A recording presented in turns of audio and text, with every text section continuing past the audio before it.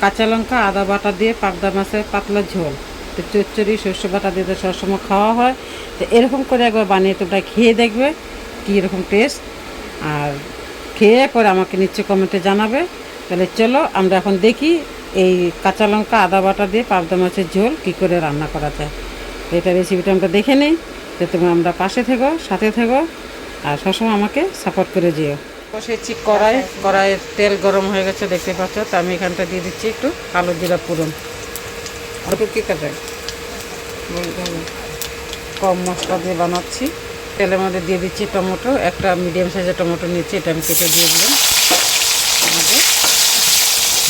কথা ভাবছি আমি কী রান্না করছি। তো আমি এখানটা নিয়েছি মাছ, দেখো পাবদা মাছ দুপুরবেলা এনে কেটে ভেজে রেখেছিলাম।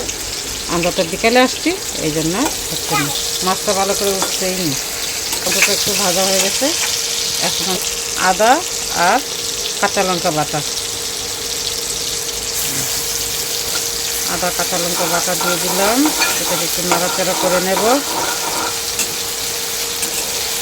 দিয়ে দিচ্ছি একটু সামান্য জল মশলাটা ভাজা হওয়ার জন্য। মশলা দেখে এখানে আমি বাকি মশলাটা অ্যাড করে দেবো। মশলার মধ্যে দিচ্ছি হাফ চামচ হলুদ গুঁড়ো, তারপরে দিয়ে দিচ্ছি হাফ চামচ, তারপরে হাফ চামচ পাউডার। না আমার আর কিছু মশলা লাগবে না। এটা আমি এখন খুব ভালো করে একদম তেল ছাড়া অবধি ভেজে নেব। দেখতে পাচ্ছ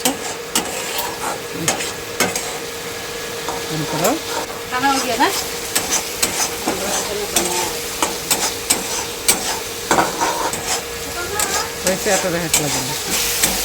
তবে দেখো মশলাটা আমার ভালো করে ভাজা হয়ে গেছে, দেখতেই পাচ্ছ তোমরা। তারপরে কি বলে তেল ছেড়ে দিয়েছে, দেখছো না কিরকম করে তেল ছেড়ে দিয়েছে। মশলাটা পুরো অনিয়ন ভাজা হয়ে গেছে। তো দেখো মশলাটা পুরোটা ভালো করে ভাজা হয়ে গেছে, দেখতেই পাচ্ছ পুরো তেল ছেড়ে দিয়েছে কিরকম করে না। তো তোমরা ভিডিওটা দেখো, কেটে দেখো না, ফার্স্ট থেকে লাস্ট অবধি দেখো। তারপরে কি বলে ভালো লেগে থাকলে লাইক সাবস্ক্রাইব শেয়ার করে দিও, বেশি বেশি করে শেয়ার করো। আর যদি তোমরা নতুন বন্ধুরা কেউ হয়ে থাকো তো আমার চ্যানেলটাকে সাবস্ক্রাইব করে আমার পাশে থেকো। আর যারা পুরানো আছে সাবস্ক্রাইব করে রেখেছো, যারা পুরানো আছে যারা করে রেখেছো তাদেরকে অসংখ্য সঙ্গে ধন্যবাদ। যারা নতুন আছে তারা আমার চ্যানেলটা সাবস্ক্রাইব করে দিও, সবসময় আমার পাশে থেকো। তোমাদের সাপোর্টেই আমি আগে বাড়তে পারি। আমি তো নতুন, আমি এত কিছু জানি না। তারপরে আমি এখানটা দিয়ে দিচ্ছি গরম জল। যত পারো তোমরা রান্নাটা গরম জল দিয়েই করবে।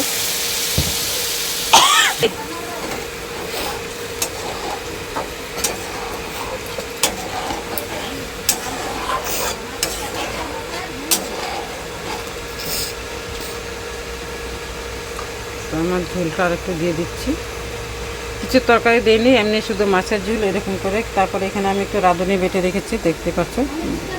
আমি তো দিয়ে দেবো, একসঙ্গে দিয়ে দিচ্ছি, আলাদা করে দিচ্ছি না।